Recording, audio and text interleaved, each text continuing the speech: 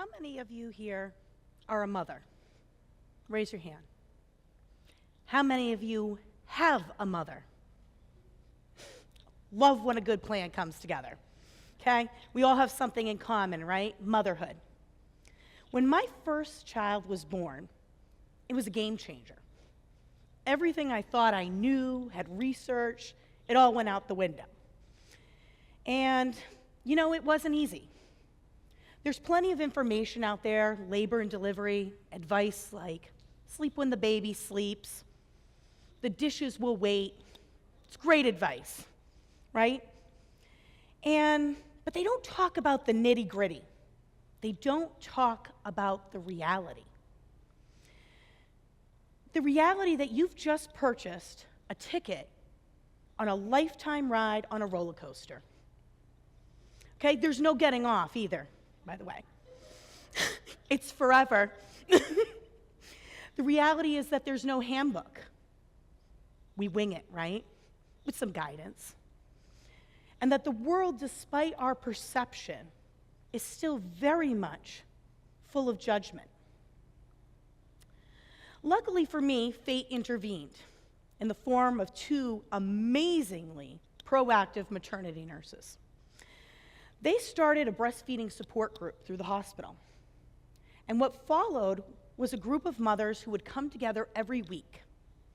And we were very, very different across all spectrums, whether it was politically, economically, socially, demographically, everything.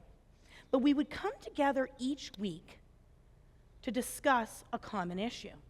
And it was more than just breastfeeding support. The common goal was, what are we doing? We want to raise our good children. How do we help one another to do that? This group of women, dynamic and passionate women, were full of advice and support. And this led to open and honest conversations about our struggles daily. And despite our differences, again, we were there for that common purpose.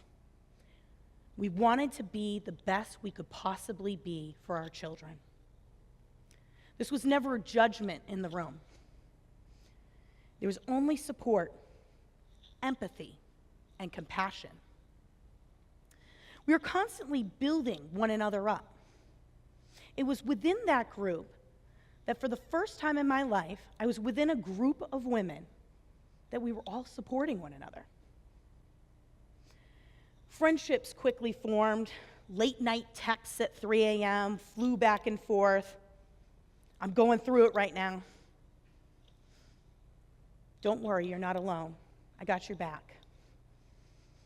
11 years later, I still love and appreciate every single one of those women who, without a doubt, with no questions asked, would offer any support if it was asked. While that space was a safe space, our society today, as it relates to mothers, is not always a total safe space, nor free of judgment. And while social media, the age of Zoom and TikTok and whatever else is on social media these days coming up, we're so much more together in ways we never thought possible. But it has its downsides.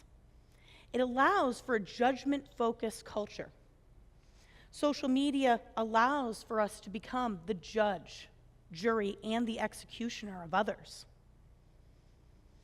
Fighting our way through life as women does not work, though. We have to build together because that's where our best work is accomplished. It is allowed for people to share their lives, but just moments. There's a ton of pressure in today's day and age to be perfect. We're bombarded with this imagery, social media, television ads, and more on what the image of what a woman and a mother should be. I have a secret to share, though. It's not possible. You can't be perfect. Let's take a walk back in time. 2.6, 1.8 million years ago, to be exact. Sharing food, caring for infants, and building social networks helped our ancestors meet the daily challenges of their changing environment. Over time, early humans began to gather at their hearths and their shelters and their fires to socialize.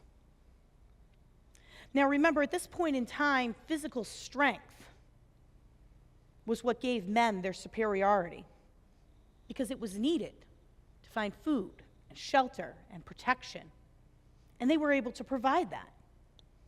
So women were raising children together as a group, depending and learning and leaning on one another, building each other up.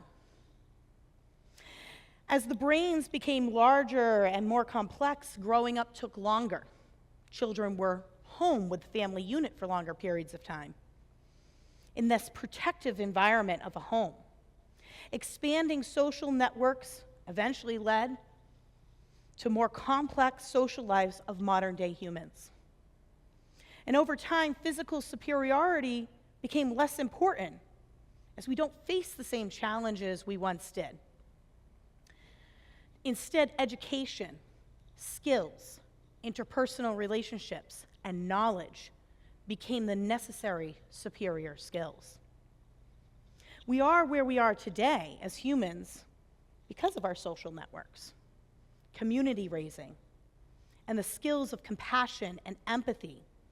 These skills have helped us evolve as a species. Today, we're still recreating those very same social networks in a different way. We can now share information instantaneously, which has helped us connect, and at the same time, again, we're bombarded, even by our own networks, of photos and updates of everyone's lives, which the majority of the time only capture that one moment. And usually, it's the best moment, right?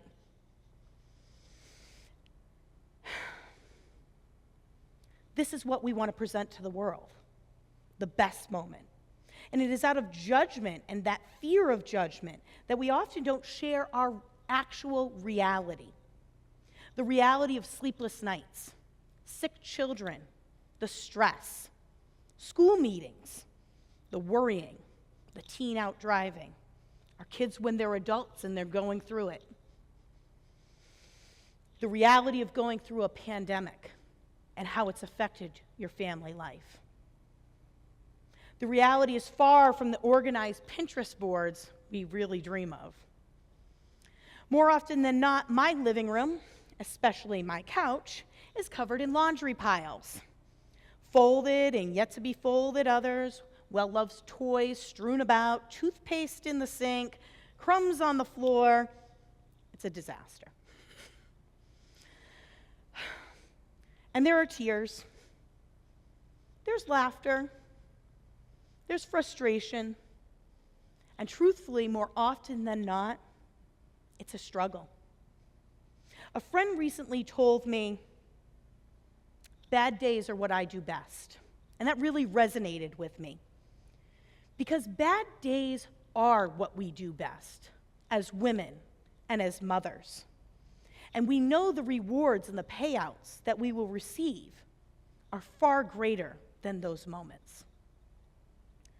Due to those bombardment of perfection constantly in our faces from popular stars on social media with perfectly upkept homes, not a crumb in sight,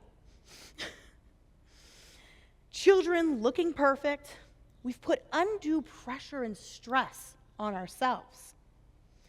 And this is what we have deemed worthy of following and attaining to be.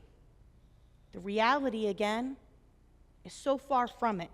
And we have to remember, additionally, that a lot of these popular people that we value so much have an unending stream of help or money.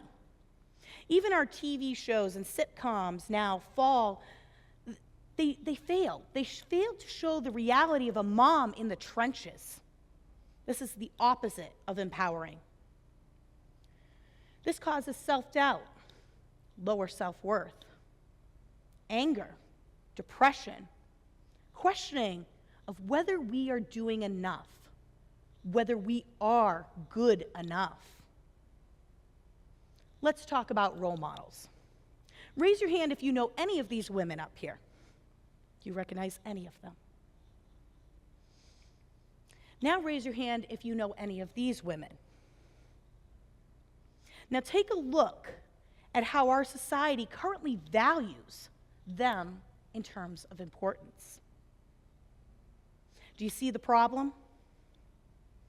We need to reevaluate who our role models are and what qualities we deem to be important. During my experience with the support group, I began to see a need for a resource that encompassed all I had learned. In our fast-paced world of people more than ever online, I founded Cape Cod Moms in 2011. At the time, mom bloggers were big, but I wanted to be something more.